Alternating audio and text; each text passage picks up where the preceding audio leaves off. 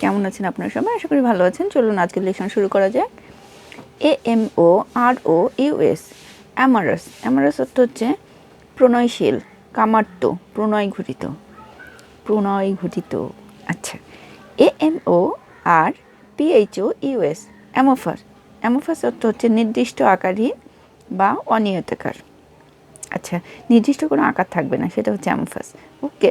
AMORTIZD অ্যামোর্টাইজ। অ্যামোর্টাইজ অর্থ হচ্ছে ভবিষ্যৎ পাওনা প্রদানের জন্য নিয়মিতভাবে অর্থ গচ্ছিত রেখে মুক্ত হওয়া বা পরিশোধ করা।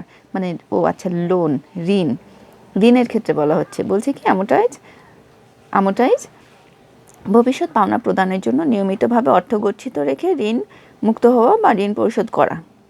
AMOUNT অ্যামাউন্ট অর্থ হচ্ছে সমপরিমাণ হওয়া। AMOUR আমুয়ার, যার অর্থ হচ্ছে প্রণয় ঘটিত ব্যাপার। আপনার জীবনে প্রণয় ঘটিত ব্যাপার কিছু আছে নাকি? কমেন্টস করতে পারেন। AMOURPROPRE